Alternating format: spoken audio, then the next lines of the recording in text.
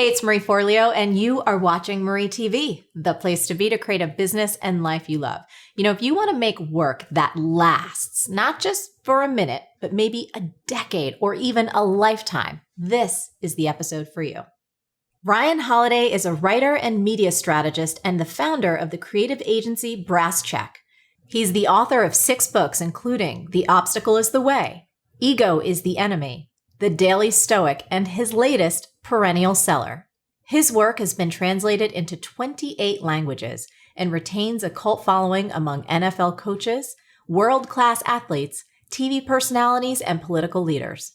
Ryan lives on a ranch outside of Austin, Texas, where he does his work in between raising cattle, donkeys, and goats.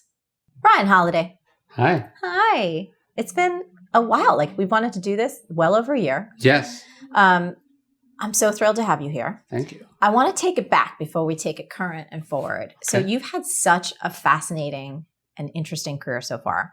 I feel like a lot of folks in our audience are either writers, want to be writers, dream of that. Yeah. Let's go back to when you were the Robert Greene's apprentice and also the American Apparel days. Mm-hmm. What lessons did you glean from them that informed how to make a living as a writer and who you've become today? Yeah. I think one of the things that's interesting about sort of mentors or apprenticeships or whatever is that they're only that in retrospect, right? It's not as if, so like Benjamin Franklin, his father wants him to be in the newspaper business, a printer. So he assigns him to his older brother as an apprentice. It's like a literal contract for 7 years. You're basically this person's slave. They have to provide your room and board and all this stuff. Well, that's not how an apprenticeship works in the modern era, right? It's an informal arrangement. So, I now look back and I say, Robert Greene was my mentor. I was his apprentice, but really it just starts like a job like any other, right? I was working for someone else who was working with Robert, and I was a huge Robert Greene fan. And so my reward for working so hard for this other person was that we got to have dinner or lunch with this, my idol, basically. And I remember Robert was talking and, he was complaining about how he didn't have a research assistant and he was drowning in this book. And I was like, I'll do it. Whatever you need me to do, I'll do it. You don't have to pay me. Please, it was my dream job basically. And he was like, no one works for me for free. I'll pay you to transcribe these interviews. So that was my first job. I had to transcribe dozens of hours of interviews between Robert Greene and 50 Cent. And everyone in 50 Cent's entourage. So it was a very surreal experience. I had a day job, and then at home I would go home and just listen to these interviews and transcribe them. And then I did a good enough job that he gave me another thing. And I did a good enough job that he gave me another thing. And I would try to, between those projects, whenever I would get Robert on the phone, I would ask him a question. I'd say, how do you do your research? Or, when you had your first idea for a book, how did you know it was real? Or, what can I do better? And I would see it as, okay, he's paying me to do these tasks. Yeah. And that rate is probably below market rate or, below what would be a livable wage. But what is an hour of Robert Greene's time worth? And if I can sneak 15 minutes here or there, that's a huge reward for me. I remember a couple of years ago, there was a controversy where Sheryl Sandberg was trying to hire an unpaid intern. And a bunch of people got really upset. It's you're a billionaire. How could you not pay someone? And I think it's so short-sighted to think that the value of working for Sheryl Sandberg is $15 an hour. Yes. It's what is an hour of Sheryl Sandberg's time worth if you could theoretically even purchase it, and this person is going to be around her. So what I really learned from Robert was the craft I learned how to make a book and how an author lives and works before I'd ever even really had anything to say. So then when I did discover something to say, it was like, oh, I can just put these two things together and I know where to go from here. Was that dream of being a writer as a livelihood alive in you? Or was it kind of perhaps almost like a hidden seed where then you became around someone who you greatly admired who happened to be a brilliant writer. And then again, as you went on your journey, you found I have something to say too. And now I have these tools and this framework. Yeah. I think it's a little of both. Yeah. I think I always I was obsessed with books and I loved books, but I don't know about you, but I didn't meet anyone doing, like, you didn't meet anyone doing what you were doing when you were 9 years old. Right. So it wasn't like a thing. Like, Yes. it's, writers exist because, books exist. But sometimes it's not till you really meet one and you're like, oh, they're just a person and this is a profession, just like, my dad's a carpenter, or, like my friend's dad works at an insurance company. And so I think one of the great things about working for someone who does what you want to do, or is at least in the industry that you want to be in, like, let's say you want to be a musician and you're a janitor in a recording studio, what you're figuring out is like, oh, this is a business, a system that has a logic and like anyone can figure it out. Yep. And that these other people who are doing it are not that much different than me. And so I think I wanted to be a writer, and that's why I so admired him. And then meeting him, it was like, I think it was nurturing the seed. And then it was like, oh, this is if you water a seed, if you give it enough sunlight, if you protect it from the elements, it's going to grow into a plant, and I think that's what that process enabled for me.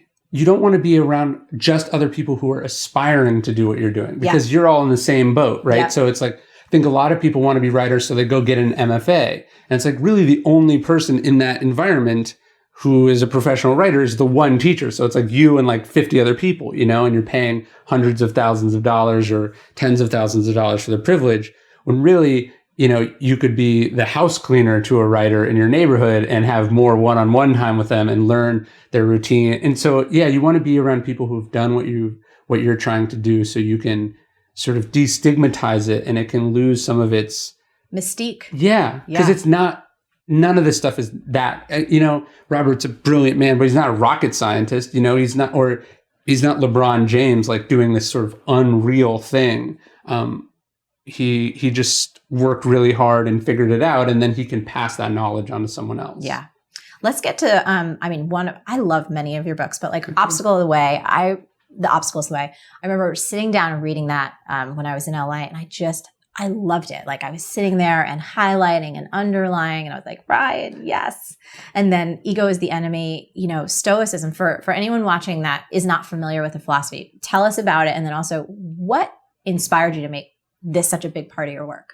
So I was introduced to Stoic philosophy when I was right around the time I met Robert. So probably like 18 or 19 years old. And I nerded out about it. I loved it. I've always loved history and really old things. And then as I would go around and be like, have you ever heard of Stoic philosophy to people? I'd be like, that sounds horrible, So one of the things I tried to do in those books is try to take this thing that I'm super passionate about and translate it to other people, because I realized the phrase Stoic philosophy already sets off like 50 red flags for people, right? Stoic means you don't have any emotions. Yes. Philosophy means like things that academics talk about but has no practical real world value. That's not why I love this philosophy. Stoicism is much closer to Buddhism, but I think it's even more practical than Buddhism. If you think about, like, if we take some prominent Stoics, right? You have Marcus Aurelius, who's the emperor of Rome. So you have this philosopher who's also the most powerful person on earth. And then you have Epictetus. He's this other famous Stoic philosopher, and he was a slave. So he was a slave who got turned into philosophy. He gets his freedom and he dedicates himself to this thing. So it's this framework for extreme success on the one hand and extreme adversity on the other. And then Seneca, who's probably my favorite Stoic, is on the one hand the political advisor to the emperor of Rome. So he's a Karl Rove type, or a sort of a political fixer. And then on the other hand, he's Rome's most famous playwright. Mm. And so you have this philosophy that's really designed for people facing real world problems. They're trying to make sense of the world. They're trying to deal with their temper. They're trying to deal with frustrating people around them or their fear of death. And they're just writing their thoughts to themselves or to their friends. And then somehow all of this survives. So it's this really great collection of wisdom that you could spend your whole life going through. And what I've tried to do in the books is just illustrate those principles and tell them. So the reason you like it is not really it's not really my writing. It's that you're resonating with this thing that's been tested on millions of people for 2,000 years, yeah. Right? And I'm not making any of it up. It's like, this was true in this situation, was true in this situation. And then I'm just collecting them in a narrative that allows you to make sense of it and to oh, okay, I get, Yeah. because I think a lot of times when you see these big names that you can't pronounce, people are like, oh, that's not for me. Yes. But if you hear the same wisdom applied to a story about, I don't know, Tiger Woods or Eleanor Roosevelt, you're like, oh, I get it because I've heard that before. Yeah. I think you do a brilliant job of it. And I love it. And so much of it resonates with the way I intrinsically live my life. So there's a little bit of affirmation in there as well. I mean, I say Stoicism is basically what your grandmother would have told you or how your grandfather would have lived his life, And that's what Stoicism really was too. It was like Cato is one of the other Stoics, and he was considered a philosopher, even though he didn't write anything down. And think about Socrates, right? Socrates doesn't have any books. It's that he lived his life in a certain way that made him a philosopher. And I think we've lost sight of that. We think philosopher is like someone who works at Harvard and wears a turtleneck and asks questions that there are no answers to, Yeah. And really philosophy is like a really great person who's excellent in all forms and they're living an exemplary life. To me, that's what philosophy is. It's really cool. I want to talk now about your latest creative baby. Okay. Perennial Seller, which is about creating things that stand the test of time. And you wrote this, which I highlighted. People claim to want to do something that matters, and yet they measure themselves against things that don't. Yes. And I read that. I was like, oh, I got all the chills, got the highlighter out, all that jazz. Tell us about what that means to you. Well, I mean, most people don't remember that Star Wars was beaten at the box office by Smokey and the Bandit its opening weekend, or how many copies did The Great Gatsby sell in its first week or its first year? Like, these are really short-term metrics for what we're trying to accomplish, right? It's like you spend a year or 2 years or 5 years of your life working on some project, and then you're going to judge it by how the open rate on the first email that you did worked. There's a quote I have in one of my books from Kafka's editor, and he's saying, we both know that the things that last are rarely received well when they first come out, that they're rarely appreciated because they're so complicated or they make us feel uncomfortable or new. And so what I'm really urging people to do is to stop measuring it's like nobody's sitting down and writing a book going like, I hope this has like 2 or 3 months of good life in it, right? And then it's done. Yeah, the whole point is that you want it to last for your children or your children's children, right? Mm-hmm. And then, so if that's true, and that's why are you measuring yourself on its success on its first week? Or why are you ready to throw in the towel in this company because you hit a rough spot 3 months in, almost all the successful people that you admire took a long time to get where they're getting. So don't look at these things in microseconds. You got to give yourself a little bit of runway. In my case, a lot of runway. I mean, I'm one of the slowest people ever. And everyone's like, where did this girl come from? I'm like, are you me? Yeah. Like, I've been doing this since 1999. Well, and I think about that too. I know that I'm heading in the right direction, and that's really all that matters. I'm not planning on going anywhere. And so you can't be whipping yourself. Like, why am I not doing what so-and-so is doing? And especially if those are, if they're crushing it, not because they're not good, but maybe they got breaks that you didn't get, or circumstances lined up in a way that it didn't work for you. Like, if you're going to do it, I say do it right, and then give yourself enough time to see if it's going to work or not. Don't quit early. Yeah. I think what you did so well too with this particular book is you broke it down, and it's so understandable in terms of, the creative process itself, like going into whether it's a book that you want to make, it's an online program, it's a business, it's an album, whatever the creative act is going into it. And I think what's so interesting about this book to me is I've always been like a turtle. Yeah. And a lot of folks are like, go faster, go faster, go faster, go faster. And I am the slowest ever. Like, I write so slow. Most of, not all of them, but a lot of Marie TVs are scripted because I like to build in weird skits because that's what I do, right? Sure. I like it. But it takes a while. It's like, I don't just sit down and be like, can't you go faster? I'm like, no, I can't. Like, creating good stuff, at least for me, sometimes takes time. I remember with my first book, I was convinced that not only if it didn't come out by a certain date, it wouldn't do as well, but that it wasn't even worth doing. You know what I mean? Like that it's like, if we don't hit this window, we might as well not even do it. Like the world will have moved on. My one window will be crushed. And so like I was whipping myself. I was whipping everyone involved. I was not cutting corners, but I wasn't taking a week to think about something. I was taking an hour. And sometimes that can be great because you can become paralyzed if you have unlimited time. But I was pushing and pushing and pushing myself, thinking that if I didn't hit it, it wasn't worth it. And, I'm just finishing the final pages on the updated version of that book on its 5th year anniversary. And it's like, what was I thinking? Like, I could have done a lot of this the first time, and maybe it would have done better.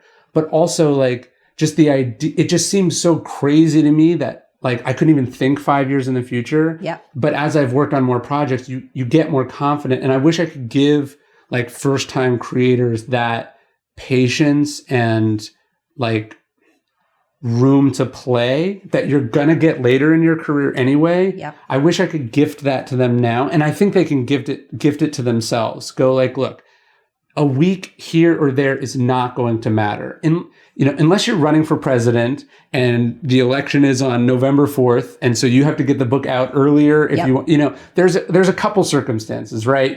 Steve Jobs dies, you want to get your biography of Steve Jobs out as soon as possible. But for the most part, on almost every project, a week here or there, or taking extra time to get these things right, they're not going to matter, and they're going to seem totally insignificant in the big picture. So like, give yourself that, and it's going to make a better product. That's going to make everything else you do better and more effective for that reason. Let's talk about the creative process a little bit. You said, the hard part is not the dream or the idea, it's the doing. Mm-hmm. I think one thing that a lot of folks don't realize, or they don't want to realize, is how hard it is. It's really hard. It's really hard to do the work. It's really hard. Sometimes like I'll look in comments on social media and I'll try and like help people or respond or give some encouragement. And we'll get into mini dialogues where it's like, oh, I wish I could do this. I'm like, well, are you doing it now? Right. Like, I want to be a rapper. And I'm like, where's this? Like, send me some MP3s. I want to hear your tracks. Lay it down, or whatever it is. The hardness of doing, I think it's intimidating to a lot of people, but it's like, that's what it takes. Yeah. And first off, if it wasn't hard, there wouldn't be any money in it, right? Because everyone can do it. Like the easy things, there's lots of competition and there's very thin margins, right? The whole reason this is worth doing is because it's really hard. Yeah. And just because it's hard doesn't mean it's enjoyable. But I love the saying for writing specifically, but it's probably true. I bet painters would disagree. There's a saying, painters like painting, writers like having written. Yeah. Like having an idea for a book is fun and having a finished book is fun. But the difference maker is what happens between, point A and point B. And, when you're working on something big, whether it's like let's say you're starting a company, you're going to work on it for months and you're not going to really be any visibly closer to finishing. That's the discouraging part. Like when writing an article, no one's ever discouraged writing an article because you get it done in one day or you get half of it done in one day. When you're working on a book or starting a company or you want to launch a channel, you want to do something big, you could work for whole days or whole weeks and not be a percentage point closer to finishing. Or if you're 2% closer to finishing, that's not a physically noticeable amount of progress. So you have to develop this capacity to sort of chug away and be okay without the perception of progress or momentum. Do you know what I mean? I experience that a lot, and I have to do battle in my own mind because sometimes perhaps it's like working on a Marie TV episode or writing, working on a book now, getting into that there's this period where it doesn't look like a lot is happening, but it's actually happening. Yes. You're pulling together. Your subconscious is starting to make connections. And outwardly, you might still be looking at 3 sentences on a screen. Right. But if you're not willing to hang with that discomfort, you'll never get to the chapter or you'll never get to the end of the book. Yeah. Ira Glass talks about this thing. I love the quote. I won't butcher it, but I sort of call it the taste talent gap. Yes. Right. And he's saying, I talk about this in Ego because I think ego plays a part in it. He's basically saying like, whatever creative thing you're doing, you got into it because you have really good taste. You know what great music is, you know what great art is, you know what great food tastes like. And then you start and you're going to be really bad, right? Yes. Like your dishes are going to suck or your writing is going to suck. And if you can't tolerate suckiness, if you can't tolerate crappy first drafts, as we call them, as writers call them, you're never going to get to polished, excellent prose. And so you've got to be okay. Like, I worked all day and I got 3 sentences, you know, or I worked all month on this manuscript that I thought was done. And it's actually feels like it's in worse shape than when I started. But that's just because I'm moving all these pieces around. And one of these days, I have faith in myself that it's going to come together and that will be a great moment. But I don't need to see it. You know what I mean? You don't need that light at the end of the tunnel. Yeah, you have to be okay in the discomfort and have that faith. I've seen that time and time again with so many things. It almost feels like things get worse, they get messier, it's all over the place, but you have to keep chugging along. Well, I love the metaphor of the car on a lonely, dark road at night, right? It's like you can only see as far in front as the headlights, but that's all you need. You don't need to see the destination, right? You just need, as long as you're not running off the road 10 feet in front of you, you'll get there as long as you do what you got to do. One tactical piece that I thought our audience might find really useful was a concept I identified with right to think, which is inspired by Amazon. And you shared about this in Perennial, that Amazon requires managers who are launching new products to write a press release before the idea is given the green light, to show how you kind of would think through the marketing of it. Yeah. And I feel like, you know, most people who pay attention to my work know how much I love marketing. It's what we teach in B School. It's like, if you are creative, if you believe in what you're putting out into the world, you've got to embrace marketing and love it. Let's talk about this tactic a little, because I feel like it works for books, it works for companies, it works for product launches. Well, the worst thing in the world would be to spend all this time on something and then have it and be like, you know, people don't really want that. Yeah. You know what I mean? And that, sadly, that happens a lot. Yeah. And it's not that the thing isn't good. It's just the direction they took it in or the way they decided to make it didn't work for some number of reasons. And so what Amazon asks its employees to do is, like, let's say you want to launch a product at Amazon. Like, you have the idea for the Kindle. Not like you want to sell something at Amazon, but you want to launch some internal thing. You write the press release for that, or you write the user manual for it. And the idea is, I want you to think all the way to the end. So you're really envisioning, like, they're saying it's like, can you see Oprah like standing on her couch shouting about this? And so it's like, if someone's a huge Marie fan, can they think about you loving what they've made and describing why you're loving it? And so instead of, like, so much of the time, like, we love what we're making or we wouldn't make it. And so that's really important, obviously. But you're not making it for you. Yes. Like, I'm making it for an audience. That's right. Otherwise, you would just think about it. Do you know what I mean? Like, I'm not writing the books for me. That's a lot of unnecessary work. I could write in shorthand myself, you know? So what is this? And is it amazing and exciting and awesome? And can I think about it from that creating value for a customer perspective? And that forces you to be more empathetic and think all the way to the end. So I write the back cover copy to one of my books or something like that. Yeah. Yeah. And I feel like it also, from a messaging and a positioning perspective, right, it trains you as a business person to be really concise, to be really clear, and to be able to make some great creative decisions before you get lost in the muck. Yeah. So you're making the creative decisions along that goal that you've set. You're not just taking it wherever it leads you, because frankly, it could lead you in the wrong direction or just to the easier direction, you know? And then when you have that draft, you can go, did I do it or not? Right? Like, I think I tell the story in Perennial Seller about Adele's album that she did with Rick Rubin. You know, she did all the demos for this album and she gives them to Rick Rubin and she says, you know, it's ready. And he said, no, it's not, because they had it. And then she said, you're right. You know, and that was because they both had a shared understanding of where they were trying to get. It wasn't just objectively the songs were not that good. It wasn't as good as what they were trying to do. And so the reason that album is called 25 is that it was supposed to come out when she was 25 years old. It actually comes out when she's 27. So like, she, by sort of having that vision for what she wanted to do, she had something to measure against. And then that was enough to have to keep her going for 2 additional years, you know? So you need to have, if you don't know where you're going, it's very unlikely you're going to end up there. Yeah. You could just end up wherever. Let's switch gears for a minute, because I know you and your wife just fairly recently welcomed a baby boy into the world. Mm-hmm. How is having a family, now that you're a dad, impacted how much you work, how you work?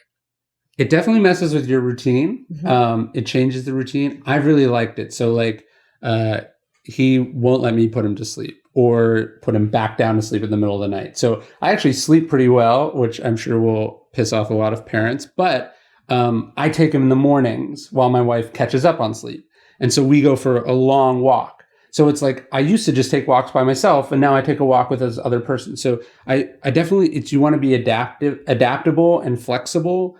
And then you want to, what's been good for me, what I've really taken out of it is that it gives me a real reason to myself and to other people to say no to things.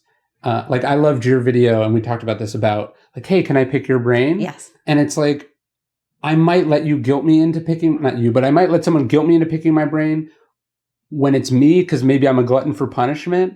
But it's been good for me to go, oh, I'm taking that time from another person who doesn't care that I was letting some random person pick my brain. So it's been really good for me as someone who has trouble saying no to have this other it's like by making a child, I promised as much of my free time as I have to this human being, and they need it. And so for me to fritter it away for no reason is actually really selfish. And so it's made me much more disciplined. And I really appreciate that.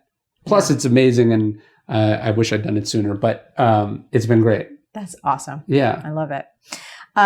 Tell me about being grateful for your least favorite things, which sounds like it's a relatively new practice or something you're playing with. Well, one of the things in Stoicism is trying to always find the good in things, right? So the idea of the obstacle is the way is that obviously you wanted it to go a certain way, sure, but it went the way that it did and you can't change it. So what can you do with that? And so one of the things I've been doing in my journal is I love everyone's talking about gratitude, but it's really easy to go like, I'm grateful for Marie, or I'm grateful for my mom, or I'm grateful for the success that I have. Yeah. I've been trying to, that's easy. And I think it doesn't mean anything because it's so easy. So I've been trying to go like, what's something I'm upset about? And why am I grateful that it happened that way?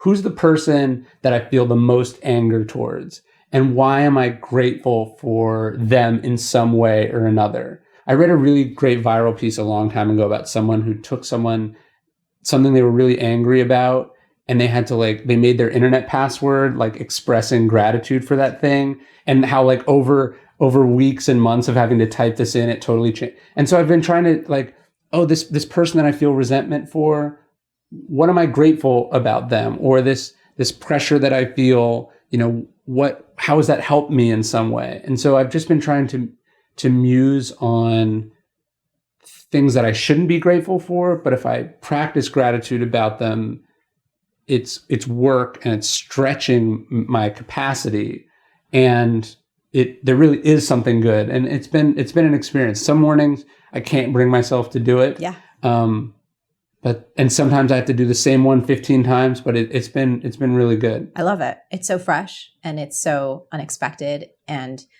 as you say it, I can feel the usefulness of it immediately. Yeah. Immediately. Yeah. Because look, gratitude is very important. But again, it's easy. It's not sincere if you're not actually. Yeah. But I think the expansion of capacity and the expansion of our ability to look at things that we find irritating or frustrating, or perhaps this should be that way, to find value or growth or something to actually genuinely, sincerely express appreciation about. Yeah. That's a nice growth edge. Yeah. And I think this is a weird story that I'm sure most people won't be able to relate to, but we're going to go to my farm later. And we got these new cows, and they promptly just broke all the inner fencing in our thing. And so on the one hand, this is frustrating. I was somewhat mad at the person who sold me these cows, clearly knew this was going to happen and is taking advantage of my complete incompetence in farming. But on the other hand, now I'm fixing all this stuff and I'm learning something from it. It's something I should have taken care of earlier. It's going to be better for me having taken care of. By sometimes having a project, an emergency, it forces you to prioritize and schedule, and you do everything faster. And so it's like, I want to be grateful that that happened. And Stoicism is about, it's not about, hey, everything's great, right? Because not everything isn't great. Sometimes stuff really sucks. Totally. But can you make it a little bit better, right? And it's not even saying that, hey, this negative thing happened. You lost your mother, or your company went bankrupt. These are terrible things that ideally you don't want to have happened. Yeah. But can it change you for the better in some form or another? Can you take something that was 100% bad and make it 99% bad, and then be grateful for that 1%? That's the way of thinking about it. Love it. And I love how much you practice what you preach. Like whenever I'm following you on Twitter and seeing your tweets and all the things and you're running, it's why I was really excited to have you on, because having known you for a few years and watch you work and read your work, that's one of the things I admire about people, is when they really live what they talk about. And none of us are perfect, obviously. No, I mean, I always say I say this in obstacle. It's very simple, but it's not easy. Yes. And I'm as bad at it as anyone, or it wouldn't be, if I was really good at it wouldn't be interesting to me, and I wouldn't be writing about it. Yes. And obviously my wife can tell you any of the unstoic moments that are then preceded by some level of stoic insight. Oh, you mean it's not a good idea to yell at this inanimate object? It's not accomplishing anything. That insight only comes because I found myself, hurling a book at a wall over and over again. I wasn't sitting there like the sage, sort of, this is, I was just like, wow, that was really embarrassing. Yeah. No, I love it. Well, you're doing great work. I'm really excited. I know you're going to keep going, and we'll have lots more books to talk about, and hopefully lots more practices too. Thank you. Now, Ryan and I would love to hear from you. So we covered a whole lot of things. I really love this conversation, but I am curious, what of the many things was the most impactful for you? And tell me not just why you found it insightful, but what action can you take right now to put it into practice in your life? Let us know in the comments below. Now, as always, the best conversation happen over at marieforleo.com. So get your butt over there and leave a comment now. And when you do, don't forget to sign up for our email list and become an MF Insider. You'll get instant access to an audio I created called How to Get Anything You Want. Plus, you'll get some exclusive content and special giveaways and some personal updates from me that I just don't share anywhere else. Stay on your game and keep going for your dreams, because the world needs that very special gift that only you have. Thank you so much for watching, and we'll catch you next time on Marie TV. Ready to find your voice and sell with heart? We'll show you how. Get started now with our free writing class at thecopycure.com. Side effects include enlarged profits. Hot potato, hot potato. Do you remember Amadeus? That song? I really was convinced they were saying hot potatoes, because I did not know the words Amadeus yet. Don't handle me, woman. Woo! Put that air on!